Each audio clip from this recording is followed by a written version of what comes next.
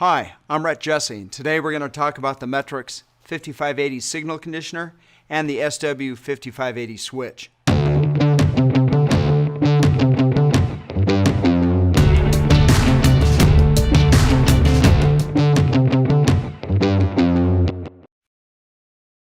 This is part 5 in a 5-part series. We're going to talk about some special reset functions. And the first one is raw drop, and the second one will be impact. For the raw drop exercise, what we're going to do is we're going to bring in an MX2033 signal we're simulating looking at a rod that's going back and forth, and we're going to look at both its position and vibration.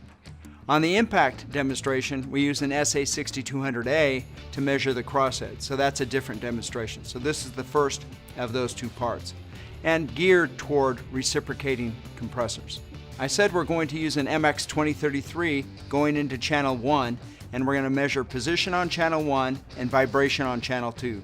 The trick to raw drop is we don't want to just see the position change where we measure. We want to extend that using similar triangles to where we see the actual piston rod or the piston change within the cylinder, and we want to see the rider band wear.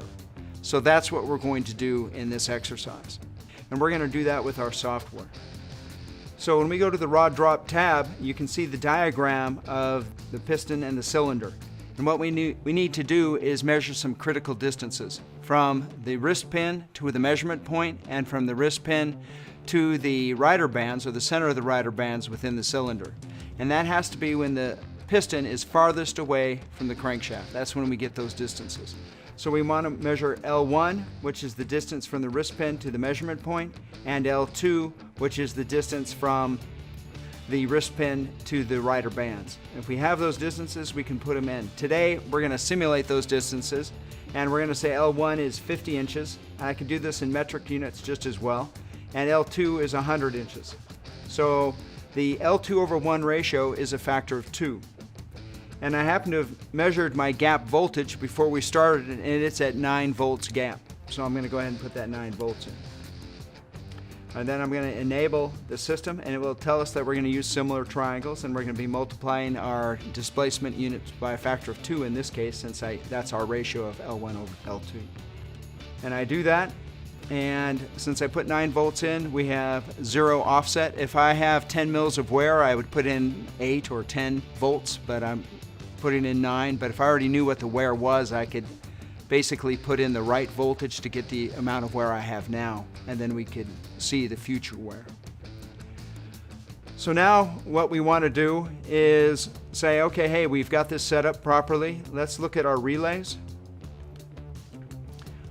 Our relays are now the raw drop multiplier. So instead of having plus or minus 8, we have plus or minus 16. You can change that. And then for the danger, instead of plus or minus 20, I change it to plus or minus 24. Now, when I change the position on the shaker, when I move it by 10, that's actually multiplied by 2 because we want to see the rider band wear. So these alert and danger settings that you see in the software, they're going to be met when I hit 8 and 12 mils. So I'm going to exceed those. I'm going to go to 10, we'll go to 20, then we'll go to 20 mil gap, and because we're multiplying it by 2, we'll get these alarms. And I'm going to go ahead and show you that now. Let me go ahead and turn on my voltmeters, and so that way you can see those as well.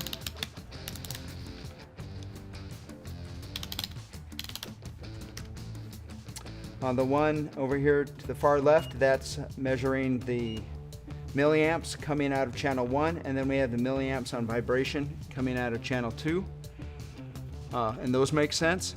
And then for our relays, we're looking at the relays on channel 1, that's the raw drop channel, and you can see that they're both open now. They have OL, overload.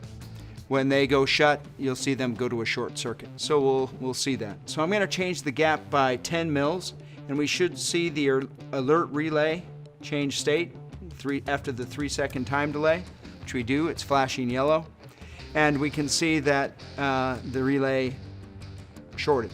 Okay, so it's 0 ohms. And we can see that the milliamps changed. The vibration didn't change, but the position did change. It's what we expect to see happen. Let's go ahead and change it another 10 mils. And remember, it's multiplied by 2, so now we're at 40 mils of change. And we see now we're flashing red, and that's what we expect. We saw both the alert and the danger come in. The danger is latched, so when I decrease the amount of rider band wear, or the amount of raw drop, I'll go back to 10.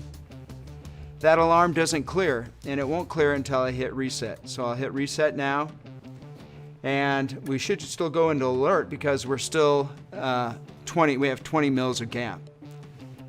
So in this exercise, what I've been able to show is that we were able to extend the readings from where we're measuring to where we're actually measuring inside where we're getting the rider band wear inside the cylinder. And we did that with similar triangles.